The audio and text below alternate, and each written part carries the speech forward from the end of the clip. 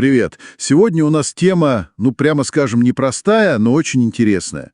Как так вышло, что чеченцы и ингуши, которых долгое время считали почти одним народом, пошли разными историческими путями? Попробуем разобраться, опираясь на источники XIX-XX веков. Да, привет. Источники действительно рисуют такую, знаешь, сложную картину. Там не одно событие, а целый комплекс всего. И религия, и политика, и войны, конечно. Все это шаг за шагом и повлияло на их разделение. Давай начнем с того, что многие авторы той эпохи, Гарипейкин, Маргров, Гуров, они же прямо писали, что ингуши — это, ветвь чеченцев. Именно так. И даже есть такой спутник пассажира, путеводитель начала века, там тоже говорится. До определенного момента история у них была общей. И что же стало этим моментом, что их начало разводить? Смотри, исследователи, например, Далгат, выделяют как важный рубеж принятие ислама чеченцами. Это произошло довольно рано, и уже к концу XVII века, как пишут, начало влиять на отношения с русскими. Появилась враждебность, которой раньше вроде как не было в такой степени.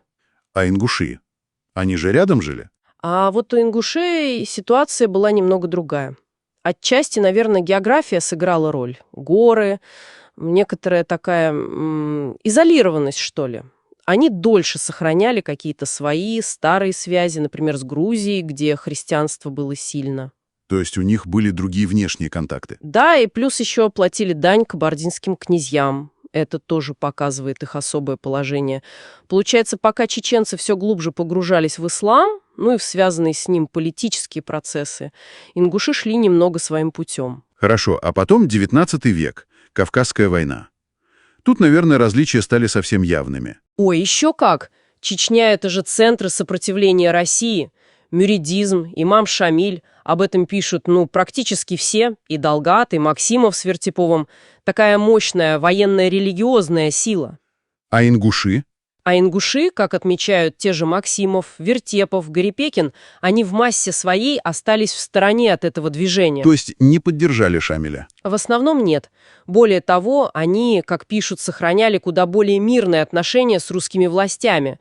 И парадокс это приводило к конфликтам уже между ними и чеченцами. Сторонники мюридизма бывало совершали набеги на ингушские аулы. Так, а Россия? Какую роль империя играла во всем этом? Просто наблюдала со стороны? Что ты, вовсе нет. Роль была очень даже активной. Во-первых, ингуши раньше попали под российское влияние. Гуров пишет, что еще в 1810 году часть ингушских обществ присягнула России. Раньше чеченцев? Значительно раньше, чем основная масса чеченцев оказалась под таким плотным контролем.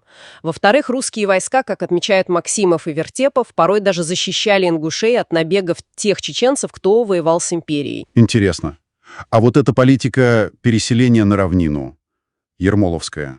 Да, это вообще ключевой момент. Начиная где-то с 1817 года, создание Сунжинской линии, переселение горцев на равнину, это очень сильно коснулось имени ингушей. Их активно переселяли в район Назрани. Зачем? Чтобы контролировать. И для контроля? И для ослабления горских обществ, конечно. Источники и Гуров, и Кавказский календарь показывают, как это меняло их жизнь. Их отрывали от горной Чечни, от привычного уклада. К концу XIX века большинство ингушей уже жили на равнине под боком у русских укреплений. Получается, где-то к середине XIX века уже все, пути разошлись окончательно. Похоже на то. Спутник пассажира даже дату называет примерно 1830 год, когда их истории, так сказать, разделились. А к середине века, как пишет Гуров, ингушей уже четко воспринимали как отдельный народ. Из-за чего в первую очередь? Неучастие в войне. Да, и из-за неучастия в войне Шамиля. И из-за этой политики России, которая их обособила.